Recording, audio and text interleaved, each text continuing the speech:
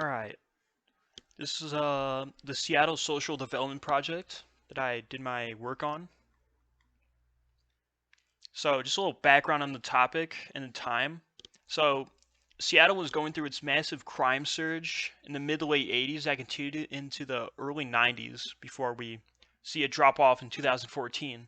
But the state of Washington's crime rate increased from 4,186 incidents per 100,000 residents to 7,659 incidents per 100,000 residents in the 90s.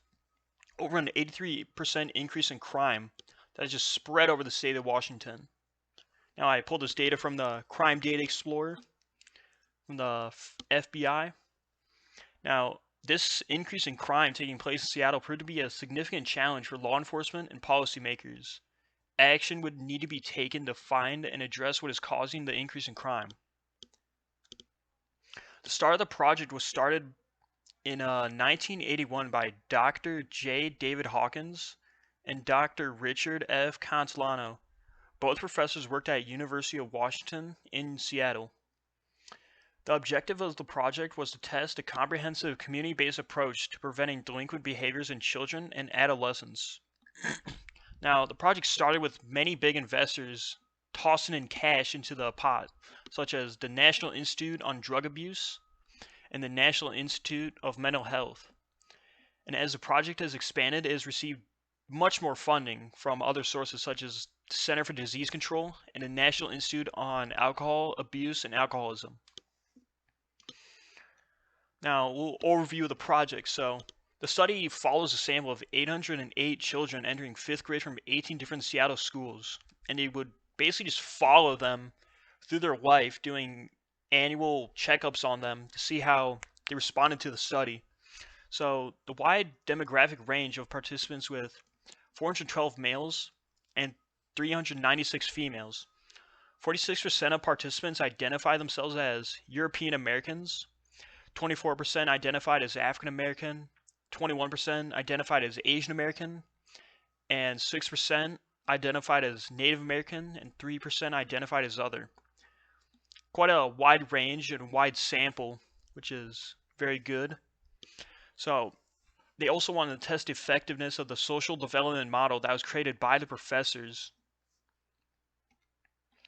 So, to collect data on participants, the researchers used a combination of surveys and interviews to.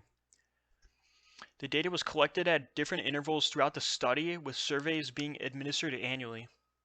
So, the project is still ongoing, but they would just conduct surveys in the students' homes and at school, and just follow them through life, see how they responded to the experiment here. The surveys were designed to assess a wide range of variables, including individual characteristics, family functioning, peer relationships, school experiences, neighborhood factors, and community level factors. Now, by identifying a wide range of variables, the researchers would then identify the risks, protective factors, along with positive and negative outcomes in the participants. You can see this is an example of one of the surveys that they used. Now, they used a self-report questionnaire to measure the delinquency rates among participants, along with also monitoring school records and juvenile justice records to go along with the data being presented, being reported from the students themselves and participants. So you can see where they would have violent, nonviolent, general, which is kind of how they classified them into 3 categories. So you had like violent students that would like hit teachers, hitting, picking fights, using force to get things.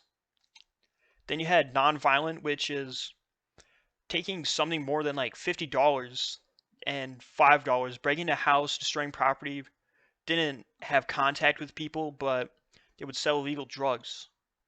And general, which is non-violent offenses and frequency being arrested and in trouble with the police.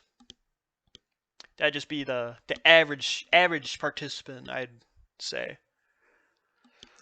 You can also see where self-reported rates of drug selling and substance abuse. So they would go down, have participants mark down their use of the drugs. Now, this was taken from the Seattle Social Development Project website. little outdated website, but it's very useful. So the model itself was a theoretical framework developed to explain problem-causing behaviors in participants and guide development of future prevention programs. So basically identify problem-causing behaviors, what is causing that, and have the school do its best to address those behaviors, which kind of broken down into 4 components that are essential to promoting positive development and prevent problem-causing behavior. So these 4 components break down into opportunity, skills, bonds, and norms. So opportunity, like providing participants with opportunity for participation, recognition, and autonomy. So it include involvement in school, extracurricular activities, and community programs. Building skills and competency among participants such as problem solving, decision making, communication, and conflict resolution skills. Strengthening relationships between peers, teachers, and parents. Positive relationships with adults can provide young people with emotional support and a positive role model. One other thing is the creation of positive norms and expectations for behavior within the community and in the school. This includes promoting positive values and attitudes and discouraging problem-causing behaviors such as drug use, violence, and delinquency. These 4 components serve as the groundwork for the Social Development Project and the Communities That Care study, which was created by Hawkins and Catalano later on in I think the early 2000s.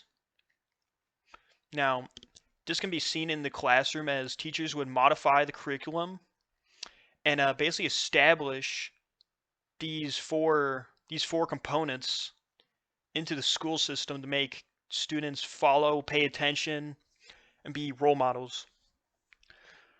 Bonds are the cornerstones in preventing problems causing behavior in adolescent students. Classroom routines are being established by teachers at the beginning of the year, create pattern of expectation that falls on the components of norms. Norms and expectations being established will keep disruption from interrupting learning, and good behavior will be rewarded so that desired behavior to be reinforced.